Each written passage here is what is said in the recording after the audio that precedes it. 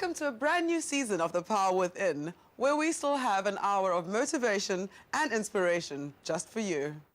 When Sharita Kamal set out to help her husband make ends meet in their cash-strapped household, little did she know it would lead to more than just additional income. Since the tender age of 6, Lauren Beekes dreamt of being a writer. Her love for the written word was so strong that her parents threatened to stitch her eyelids shut if she didn't slow down her reading habits. In most traditional Indian households, it's the wife's duty to make sure that everything runs smoothly, while the husband labors to put food on the table and a roof over their head. Sharita Kamal has turned this tradition on its head, out of necessity.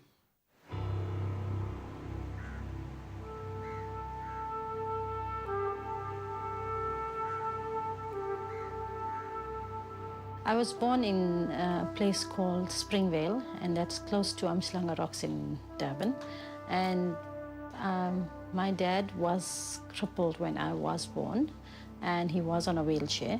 And Mum had to provide for the family. Was very, very difficult. It was very tough on my mum.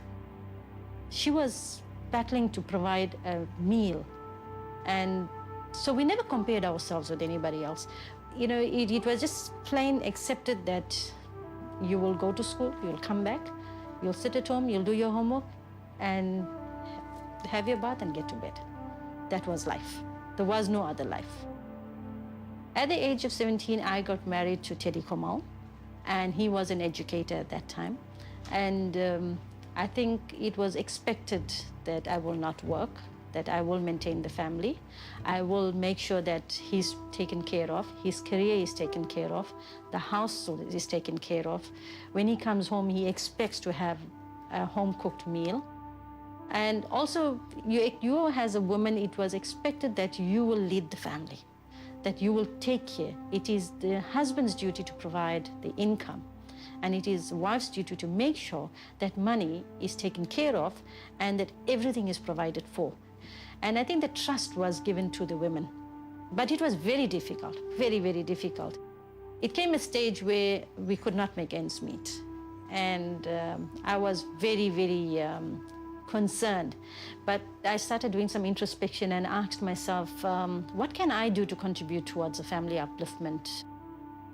I also thought to myself, okay, fair enough, I am a housewife, but there's nothing wrong with me. I'm not crippled, I'm not disabled, you know, like I'm not disabled in any way. Why am I not considering working?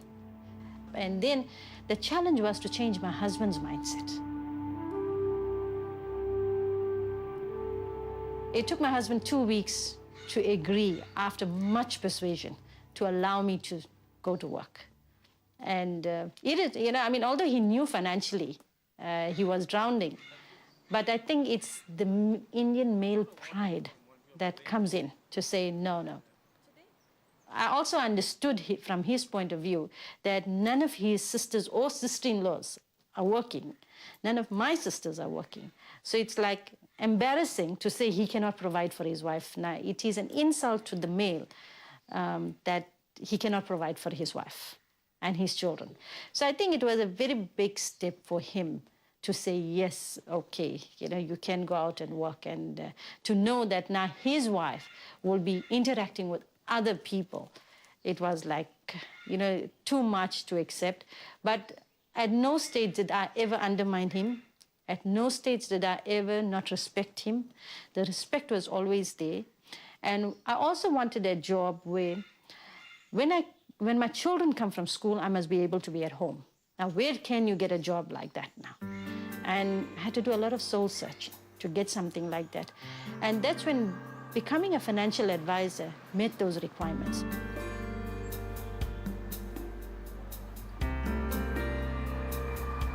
Coming from an illiterate family, Sharita is still the only woman with a tertiary qualification.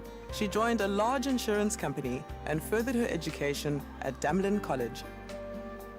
To market insurance products when I started was very different from the way we work now. Then it was about who you know. Now it's not about who you know. Now it's about what you know. But what gave me the most amount of satisfaction in my career was of being of help to people. because I could identify with a certain part of a woman, which I don't think just anyone can do that, and I feel I was very privileged in that. I could also identify with educators, government workers, you know, the constraints, the hardships they go through. I also deal with housewives. To walk into a home and you know the wife is a housewife and the husband is the one that's the breadwinner, that wife will tell you, oh, but I don't even have an investment plan. I don't even have life cover. Why I can relate to this because I